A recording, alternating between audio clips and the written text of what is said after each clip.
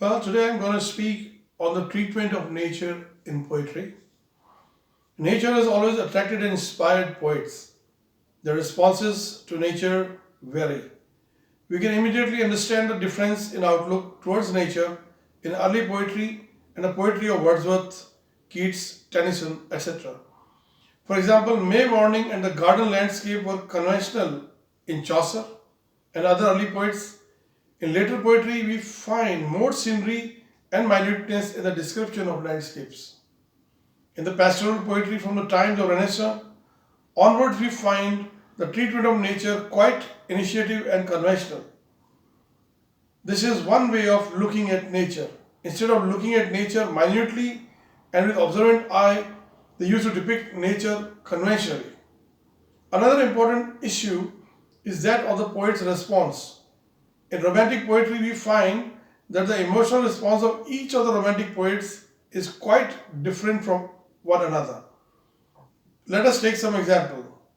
Even in Chaucer, one finds fresh, childlike delight in nature. There is a simple note of pleasure which one derives in nature. In modern poetry, there is deeper passion than this. Intellectual and moral elements are present in the description of nature. Wordsworth, for example, feels that he has now left behind the boyish pleasure and reached the stage where even eyes are not needed to experience the charm of nature. In Keats, nature achieves another dimension. Keats did not love nature as Wordsworth or Shelley did. There was nothing spiritual or mystical in his treatment of nature. He did not have the experience of these unseen realities. He loved nature sensuously. He loved beauty for its own sake. Wordsworth said, "A primrose by a river's brim, a yellow primrose to him, and it was nothing more." Keats would ask, why should a primrose be more than a primrose? For him, its being a primrose is enough. In old poetry, nature was used merely as a source of imagery and illustration. Poets handled nature in metaphorical manner.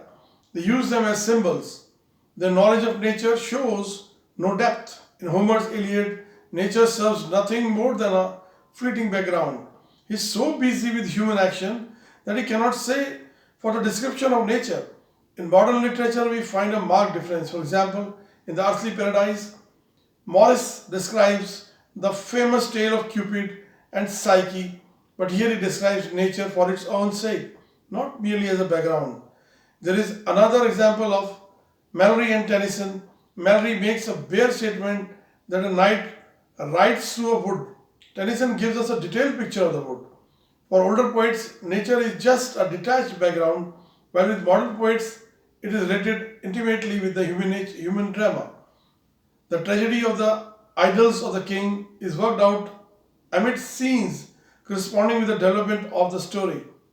In Enoch Arden, where Enoch returns, the sea haze gathers around him, turning the world to grey. This background nature corresponds his own mental state. It indicates his rising doubts and becomes a kind of prophecy of the approaching doom.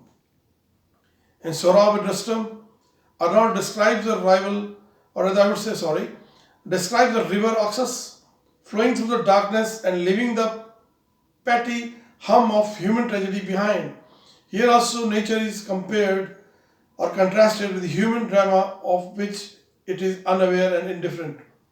Then there is poetry of nature, where the poetry or the poet is more of a painter than the poet. In such poetry, human element is introduced as a subordinate element. Nature poetry is never completely objective. It is set in sharp contrast with the life of man. The shortness of life is often emphasized in contrast to the permanence of nature. As Tennyson's Brook says, "For man may come and man may go, but I go on forever." Matthew Arnold also reiterates the truth when nature speaks to him. "They are dust, they're changed, they're gone. I remain." Here they are, us human beings. Keats contrasted the immortality of the nightingale with the short life of an individual. Such note is found in many elegiac poems. Some poets have seen nature as great mother But some have described nature as uncaring, indifferent, and often ruthless power. Knowledge of science has aggravated this sense of fear, as in Tennyson, who feels appalled by the vastness of the universe. James Thomson expresses the scientific formula of necessity in the following words: I find no hint throughout the universe of good or ill, of blessings or of curse. I find alone necessity supreme. Thus, we find variety of responses in nature in different poets. For Wordsworth, nature was divine. For Shelley, it was mystical, revelation of the eternal spirit. Byron found the passionate freedom in nature. Keats loved nature for it nourished the senses. For Arnold, the nature was a refuge and a solace for troubled heart. Nature poetry can highly be personal too. Modern poetry is often full of subjective element. William Watson, for example, looks at nature with his eyes towards inwards. Thus, interpretation of nature is a matter of mood and temperament also. Thank you.